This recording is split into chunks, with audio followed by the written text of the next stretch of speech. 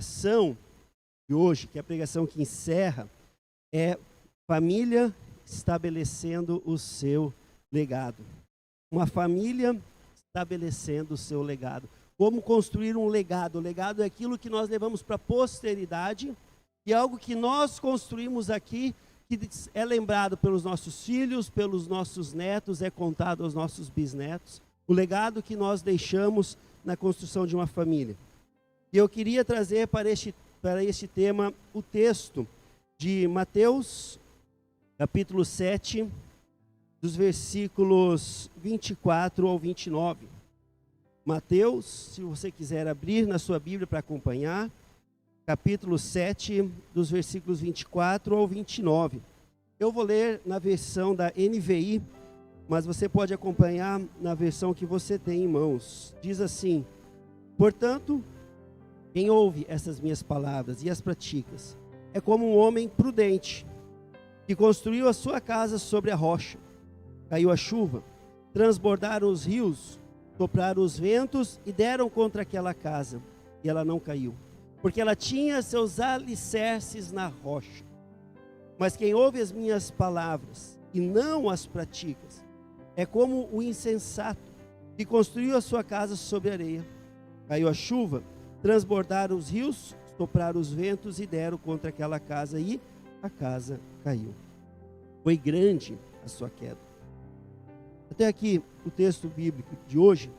Amados, você com certeza já ouviu esse texto bíblico, já ouviu pregação, muito provavelmente, sobre esse texto, já deve ter ouvido algumas canções sobre este texto, em que nos fala algo simples, e já preguei sobre esse texto, não vou me aprofundar nos detalhes, mas se nós construirmos uma casa sobre uma rocha, furarmos a rocha, jogarmos lá dentro o alicerce, nós vamos gastar um pouco mais, vamos ter um pouco mais de trabalho, mas quando vier a chuva, quando vier a enchente, quando vier o vendaval, quando vier o tremor, a casa continua firme, porque ela está alicerçada na rocha.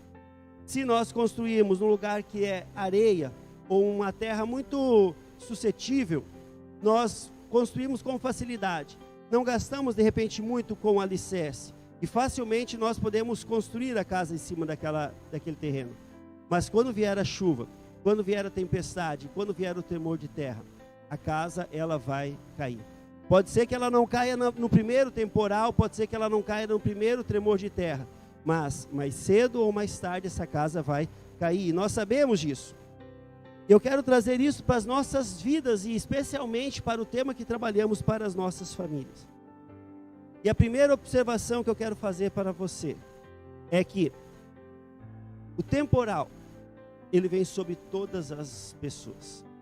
O temporal, ele não vem apenas para os incrédulos. Existem alguns pregadores que nos dão a entender que se nós andamos com Cristo, nós não vamos ter problema, não vamos ter doenças, não vamos ter dificuldades. Uma pregação que é mentirosa. Porque a Bíblia deixa claro que sim, os temporais vêm sobre todo mundo. No momento específico que estamos vivendo, existem cristãos sofrendo com o Covid. Existem cristãos sofrendo com as consequências do Covid, como desemprego, como angústia, ansiedade. Isso está sobre todas as pessoas, não é apenas sobre os incrédulos. Incrédulos e crentes sofrem com as tempestades que nós enfrentamos. E se nós olharmos para as nossas famílias, as famílias também sofrem. Tem famílias que hoje estão sofrendo por causa da doença, especificamente no momento que vivemos, ou por alguém que está doente, ou por alguém que partiu. Existem famílias que estão sofrendo por preocupações financeiras, talvez cristãos que perderam emprego, ou que tiveram seu salário reduzido, empresários cristãos que de repente estão com um movimento menor. Nós, como cristãos, sofremos e a família acaba sofrendo junto com isso. Mas não é apenas para esse momento específico, mas para o todo, queridos. Existem cristãos, famílias que estão angustiadas dentro de suas casas, mesmo sendo cristão, querendo logo sair de casa, querendo logo voltar ao normal. E mesmo que já estejam abertas lojas, os shopping centers, as famílias, algumas até vão, mas vão com medo, porque tem um medo muito grande de ser contagiado pela doença. Então, vão com sentido de culpa e se sentem culpados de sair de casa. Amados, esse sentimento é sobre todas as pessoas. Isso nos angustia. Assim como existem incrédulos, existem cristãos que estão em crise familiar, por estar convivendo muito tempo junto, por estar enclausurado dentro de uma casa. E não é falta de amor ou porque o amor esfriou, mas é porque você se vê trancado com as pessoas o tempo todo em uma pequena área e não pode sair dali. Isso vai trazendo uma angústia, uma preocupação. Isso está sobre os crentes e sobre os incrédulos. Mas além desse momento em que vivemos, além deste contexto, outras preocupações acontecem. Cristãos também entram em crise conjugal por outros motivos. Cristãos também entram em discussão entre marido e mulher dentro de casa, por N motivos. Eles também precisam de ajuda, oração, aconselhamento, acompanhamento. Cristãos também têm problemas com os seus filhos. Passam pelas adversidades, pelas preocupações de pai, como qualquer outro pai. Por quê? Porque a vida, ela é igual para todas as pessoas. Os problemas são iguais para todas as pessoas. E nós vemos isso fora da Bíblia e vemos isso inclusive dentro da Bíblia. Nós vemos os pais tendo problemas com seus filhos. Nós vemos famílias tendo problemas, pessoas tendo problemas. E aí nós nos perguntamos, o que devemos fazer então? Qual é a diferença que há entre os cristãos, os que andam com o Senhor e os que não são cristãos? Como fazer uma diferença? Como construir um legado? E a resposta do texto de Jesus está em observar a sua palavra. Veja, queridos, a resposta está em Cristo Jesus, em construir a sua vida sobre a rocha. Mas como nós construímos a vida sobre a rocha? O texto nos diz, em observar e praticar a palavra de Deus. Não é apenas saber. Muitas pessoas conhecem as palavras de Deus, muitas pessoas postam em redes sociais fotos com versículos bíblicos, postam imagenzinhas com versículos bíblicos. Muitas pessoas ouvem e abanam a cabeça dizendo, sim, esse versículo é muito bom. Não é apenas conhecer é o primeiro passo, mas também praticar a palavra. Você precisa conhecer ela e você precisa praticar ela. Aí você começa a construir um fundamento firme, sólido para a sua família. Você começa a trabalhar e a crescer uma família saudável, porque vocês praticam a palavra. E de repente nos vem uma pergunta, por quê? Qual que é a lógica? Por que observar e praticar a palavra de Deus faz com que a minha família tenha uma base sólida? Faz com que eu leve e construa um legado dentro da minha família. Eu poderia citar vários versículos, mas eu quero trazer apenas 4 razões para você entender por que é tão importante e por que a palavra de Deus de fato te ajuda a construir uma vida sobre a rocha e deixar um legado forte. O primeiro motivo é porque a palavra, queridos, ela gera vida. A palavra de Deus, ela gera vida. A palavra de Deus, ela é precursora da vida. Quando não havia vida, a vida foi anunciada e foi criada a partir da palavra de Deus. Nós temos vida porque Deus deu uma palavra. Porque Deus disse para nós, quando ainda nem estávamos no ventre da nossa mãe, Deus disse, vá e fecunde. Quando nós ainda não havíamos saído da barriga da nossa mãe, Deus disse, você pode nascer. Foi assim desde a criação. E veja o que diz o Salmo 33, versículo 6. Mediante a palavra do Senhor foram feitos céus, e os corpos celestes pelo sopro da sua boca. Amados, a palavra de Deus, ela traz vida. Antes que você construísse a sua família, Deus, ele permitiu que isso acontecesse. E foi diante de um altar que você recebeu essa bênção pelo qual você começou a construir a sua vida. Foi diante de testemunhas de pessoas que te amam e que temem ao Senhor. Por isso é tão importante começarmos a vida dessa maneira. Deus, com a sua palavra, ela gera vida. Esse é o primeiro motivo pelo qual, quando buscamos a palavra de Deus, nós temos um alicerce forte. Segundo motivo, é porque a palavra de Deus, ela nos traz sabedoria. A palavra de Deus nos traz sabedoria. Provérbios 2:6 nos diz o seguinte: Pois o Senhor é quem dá sabedoria, da sua boca procedem conhecimento e discernimento. Do Senhor nos traz sabedoria e nos traz conhecimento, e olha essa palavra, discernimento. O que é isso? É saber discernir, é saber na hora que se apresenta um problema, uma situação, ou você tem que tomar uma decisão, você saber escolher o caminho certo. Você olhar para a situação e saber o que você precisa fazer. E quantas vezes nós nos pegamos diante de uma situação em família em que nós ficamos na dúvida: o que eu devo fazer? O que é o melhor para a minha família? O que é o melhor para a minha casa? E nós ficamos perdidos porque não sabemos discernir isso. Mas se nós construirmos a nossa vida sobre a palavra de Deus, a nossa casa sobre a palavra de Deus, essa palavra vai nos trazer sabedoria e vai nos permitir discernir e escolher da melhor maneira. Segundo motivo pelo qual a palavra ela é uma base sólida para a sua família. Ela te ajuda e ela te dá sabedoria. Terceiro motivo, ela traz sucesso para a sua vida. E aí é uma palavra que está em auge, né? Sucesso. As pessoas procuram sucesso. Assistem muitos vídeos sobre o sucesso.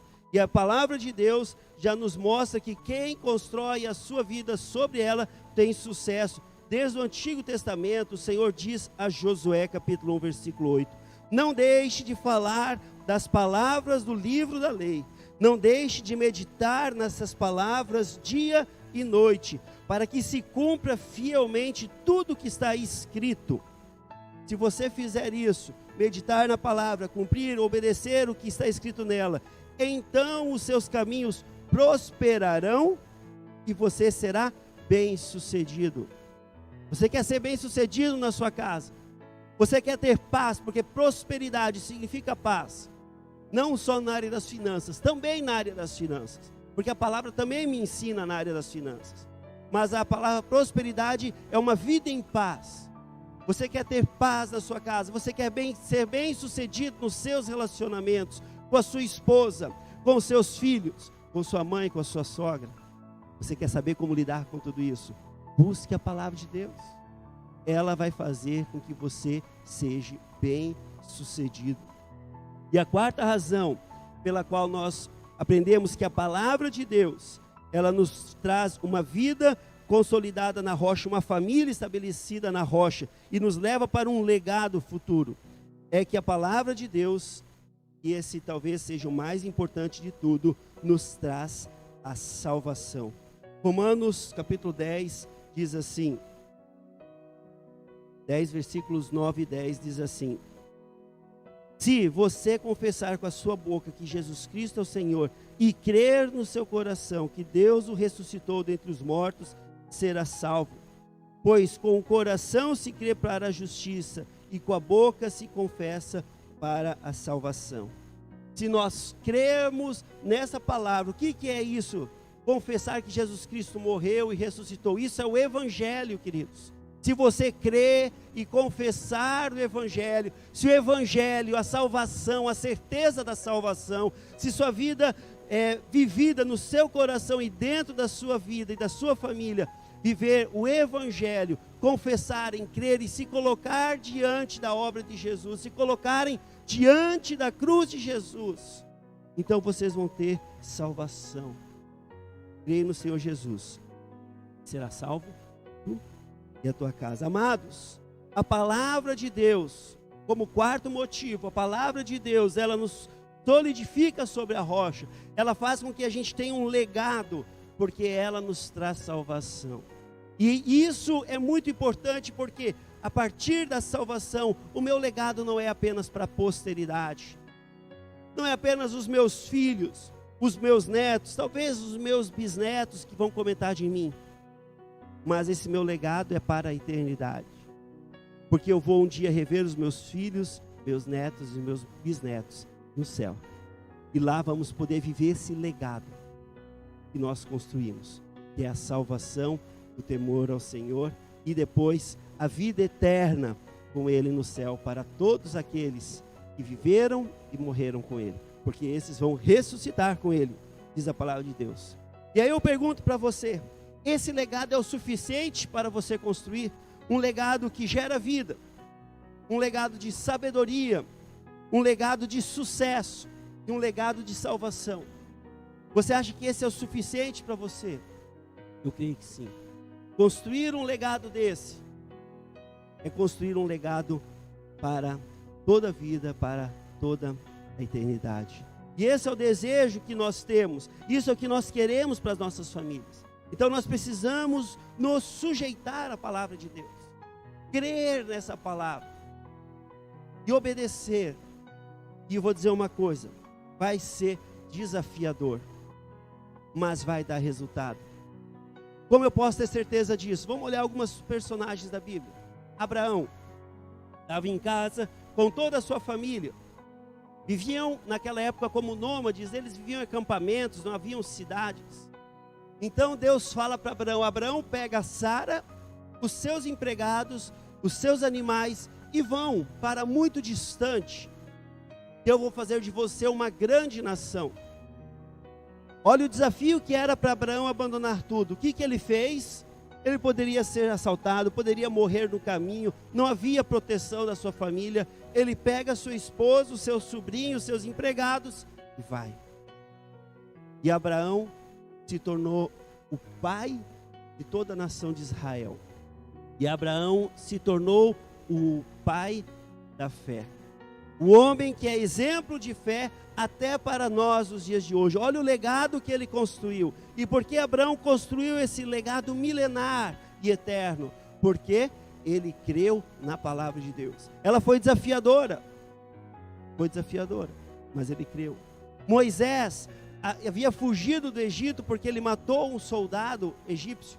E o rei estava atrás dele. Então no meio do deserto, chega Deus e fala: Moisés, volta para o Egito, vai na presença do rei que quer a tua cabeça e diga: liberte Israel. É desafiador? É desafiador. Se você ler a história, você vai ver que inclusive Deus teve que comprovar o seu poder algumas vezes de forma espetacular para que Moisés acreditasse. Mas ele aceitou a palavra de Deus e ele, apesar de tudo, foi diante de Faraó e disse: deixe o meu povo ir. Foi fácil? Não foi, mas aconteceu. E ele não abandonou a palavra, a promessa, aquilo que Deus tinha dito. E ele libertou o povo de Israel do Egito. Josué, seu sucessor, Deus pegou e falou para ele: ser forte e corajoso, que eu estarei contigo. E Josué pegou a sua espada, pegou o povo de Israel e atacou a terra prometida, conquistou a terra prometida, que a última geração de Israel teve medo, porque eram pessoas fortes, eram cidades consolidadas, não eram fáceis de ser destruídos. Mas Josué foi, e ele destruiu Jericó e começou a conquistar aí toda a terra prometida. E ele destruiu Jericó apenas andando em volta da cidade.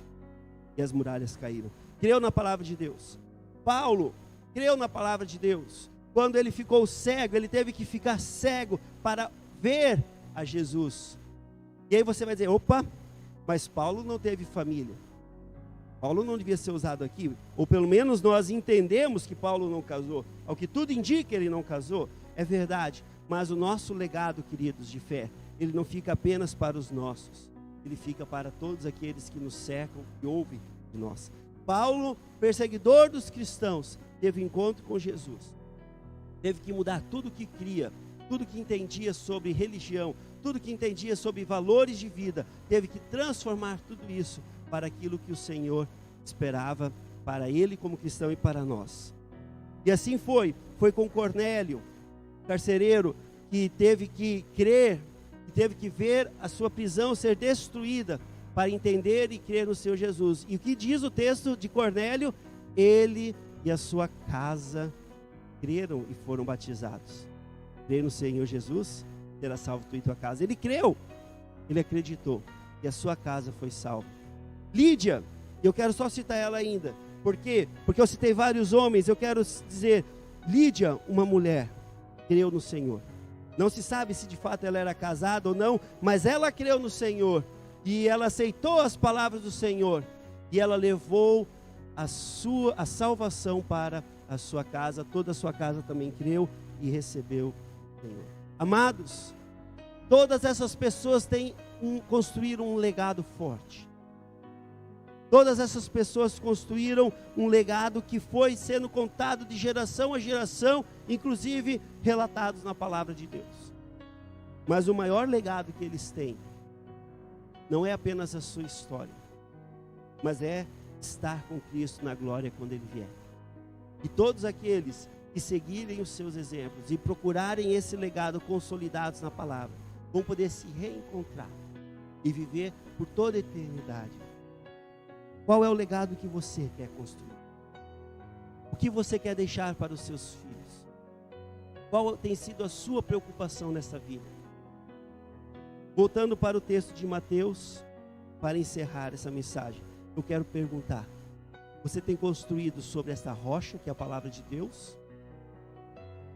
Ou você tem construído o seu legado em cima apenas de dinheiro, investimentos, de estudos, carro, casa, coisas terrenas que vão se acabar?